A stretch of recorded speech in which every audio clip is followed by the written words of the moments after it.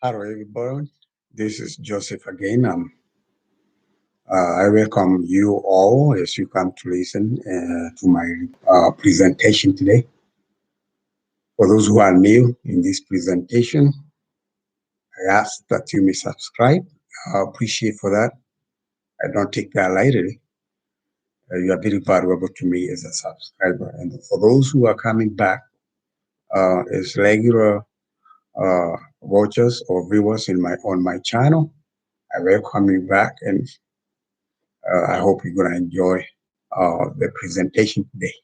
And my presentation as the title suggests, is the benefits and challenges of living in the United States. Um, for that, I want to just give me a little story of my American journey, so that it can be a good experience, a life that you can listen to a living testimony uh, about the United States. And I came to this country in the year 2000. And the first time I settled in the state we call New York. New York is the largest city in the United States and probably in the whole world. And is one of the busiest city in the world. And I lived there for 3 years with my brother. But as you can tell, and as you can assume, that state is one of the most expensive. I think it's one of the most expensive, uh, together with Los Angeles in California and like Chicago. Those are the top, probably in the top five most rich, most expensive states in the country. Back to my story, when I came back to New York, I lived there for 3 years with my brother, and I realized that it wasn't the best place for me because I wanted somewhere which is a laid back place, or a state which is a little laid back, where it's not too expensive, that I could afford most of the service at affordable rate. So I moved down to North Carolina, also known as the Tar Heel State. That's the nickname of North Carolina. And when I moved down here, yeah, life was, comparing with New York, life was a little better. So the rent was cheaper.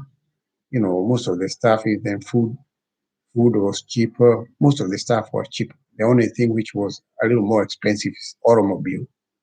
Or if you want to buy a car in North Carolina, it's a little more expensive than in those fast states.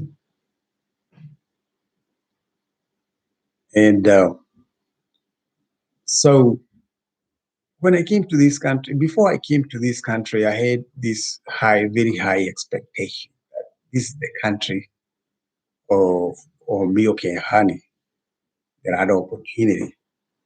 Uh, the place where you get money from the trees, it was just a myth. And where we also had this notion that this country, you get money, especially when you come with an immigrant visa category. You're gonna get, the government will give you, or will grant you some free money to start your life. But that proved otherwise. There was nothing like that. So I had to hit the reality. The reality hit. So not all those assumptions I had before I came to this country. Very high expectations. But when I came to this country, there was a reality check where everything that seemed like dreams and mysteries was I was really experiencing the real life.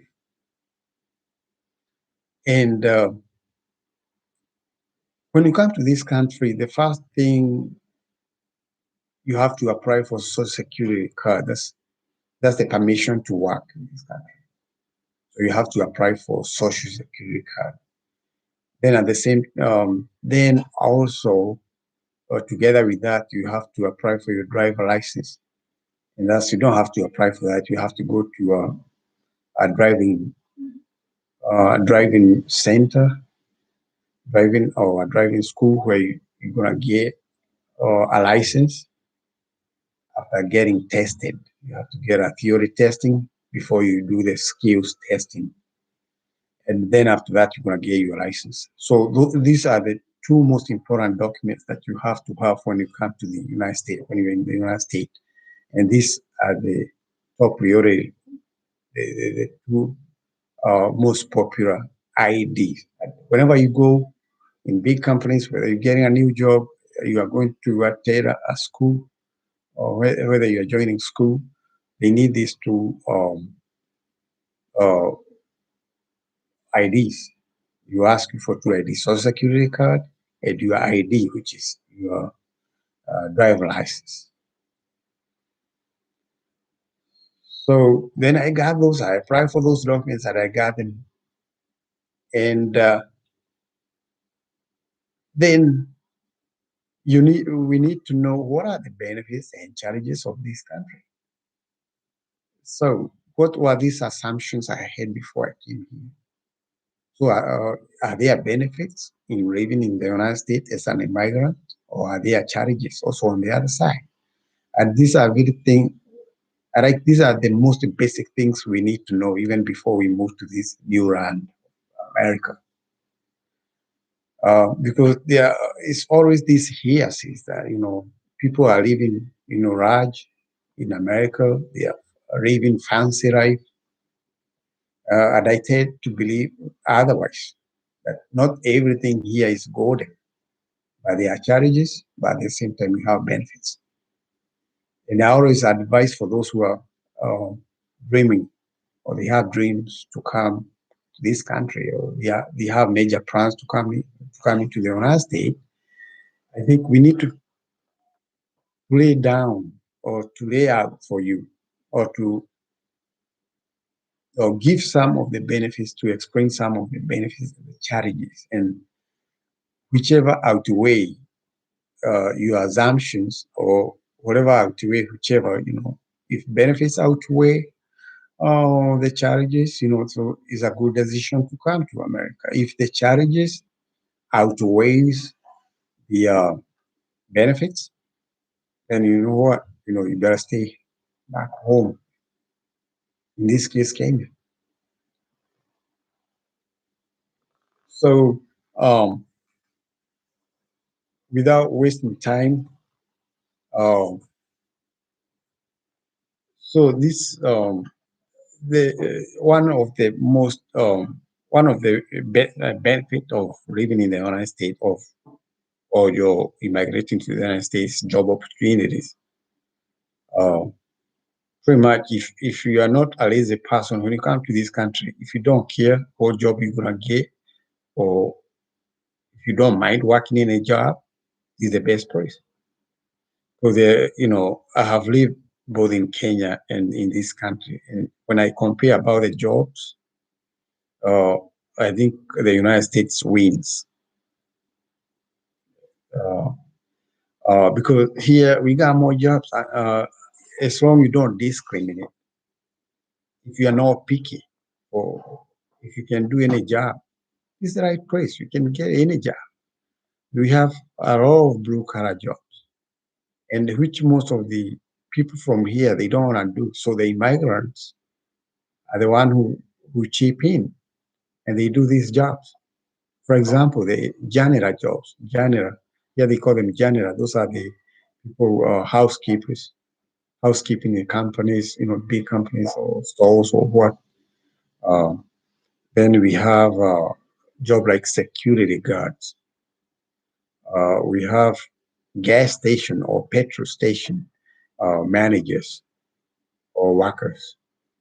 Then we have what we call the nursing assistant in healthcare system. In fact, that's the largest employer of non of or immigrants in this country, healthcare. Then we have uh, also we have jobs like being employed in stores. working like in Walmart, you know, those blue collar jobs.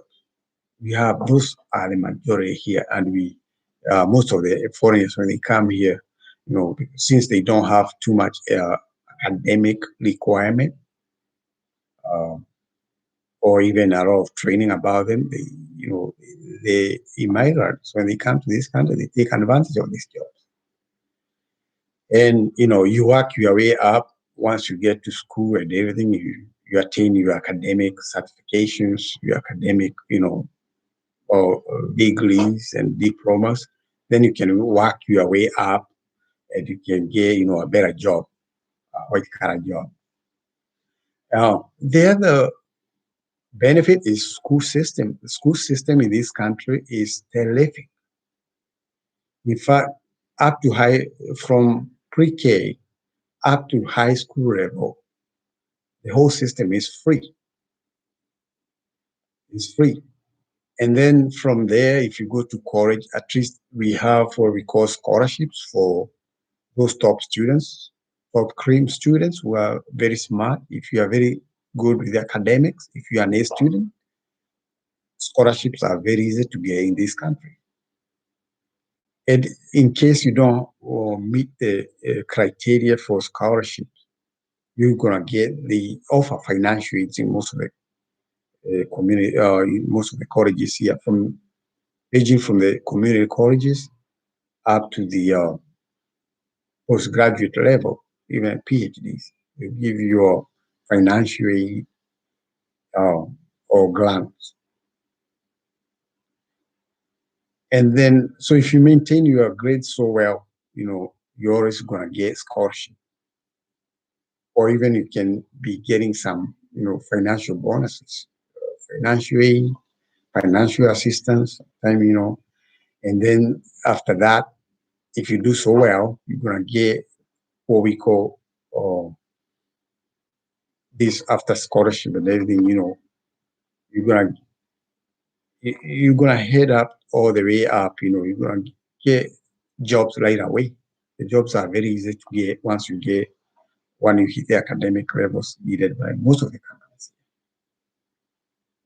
Another benefit, another big benefit of this country is that the most of the social services, they are very, very efficient. Social services like medical. If you become ill or sick and you call, here we normally call 911. That's the emergency call number. If you call that right away, the system is very efficient. They don't waste time. They're gonna get So the healthcare system is very, very fast. And um, number two, we should realize that the corruption in this country is very, very low. There is normally what we call smart corruption. I think it's always appear in the top, where but there is no corruption which is so visible like in most of the, especially the third world countries where we come from, where it's so visible, and most of them they don't hide. But right here, corruption to see, it's not visible. It's very invisible, and it normally, occur in the top, in those top government offices. Then the other thing, most of the services here are digital. So most of the services are operated online, conducted online, and hence, so doing things online, going digital in this country have helped so many services to be fast, super speed fast, super fast. Everything here goes fast, So you don't have to wait or in queue for things to be done. So when you go to an office, things are done so fast and on time, very timely. So we don't have long queue of waiting for services to be rendered. And so that's another big plus in this country. And also the communications and infrastructure in this country is very efficient. So, like the road system here are very smooth. So they are well carpeted. We don't have potholes unless you go into the ghetto areas.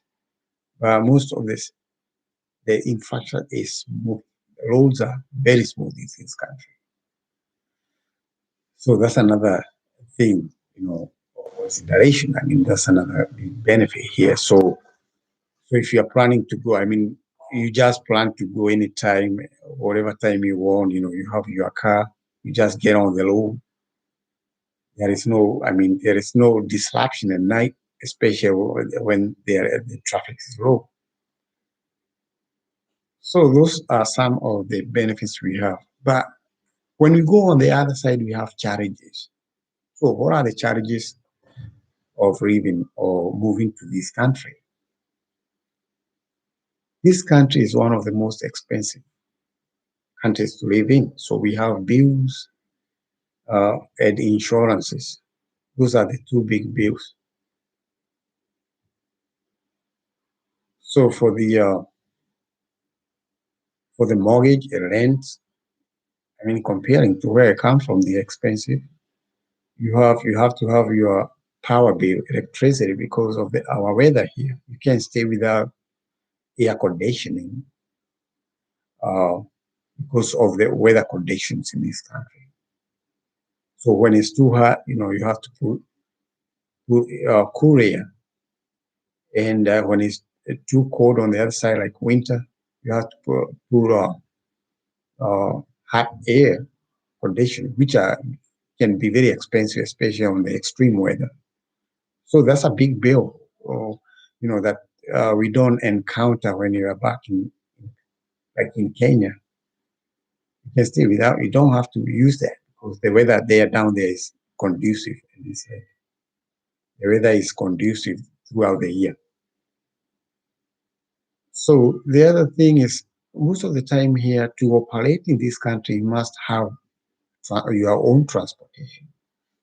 Because if you rely mainly on the public transportation, uh, you can be very efficient, or you can work your job at your own schedule. You can be flexible, uh, and it's like there are things are gonna be very inconvenient for you if you don't have your own transport. But once you have your own car, going to work, those who are going to school at the same time, is very efficient and convenient. So having a car is like a must in this country. So it's not a fancy thing, or it's not like a luxury. Having a car is very basic in this country. And the other thing uh, is like life here is very individualistic. People tend to be rely on themselves. It's kind of a selfish life. What do I mean by that? People here, it's not like how we used to even to ask for neighbors for sugar. You could go and ask for sugar or salt, borrow salt or sugar or any even flour, especially in the villages, back in the village.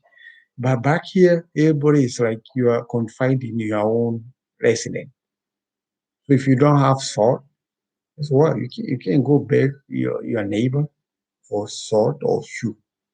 Or you don't have, you're gonna sleep like that till you buy your own. So here, life is more individualistic. People tend to be more independent. These are more independent society. So you go to work, you, you drive your own car. If you don't have a car, you can use the public transport.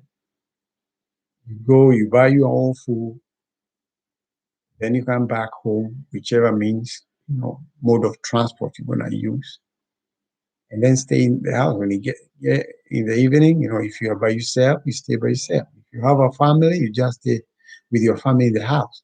But there's no this. We used to go and hang around with people out there, and especially for those who are drinking, they hang out.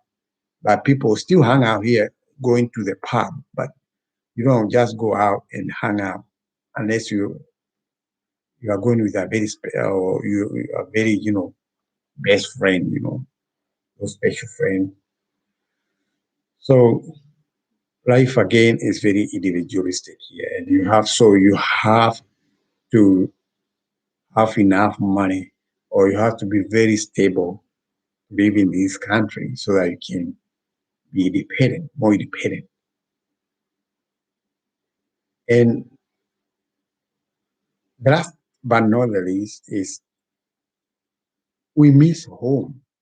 We always feel homesick in this country, especially on the special observation holidays like Christmas, like Madaraka, day. We miss, we used to hang out when we were back in Kenya or back in Africa.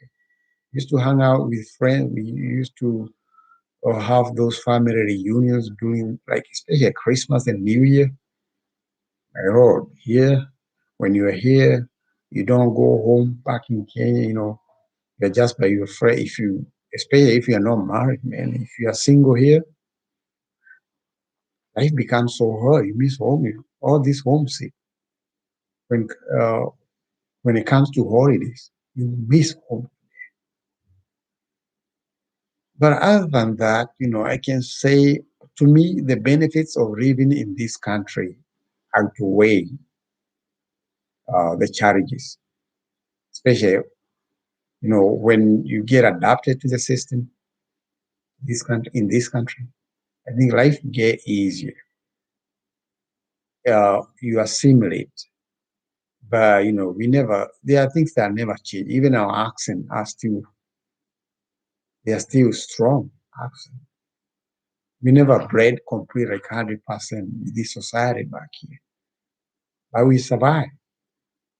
We survive as long as you work hard here. You work hard and smart.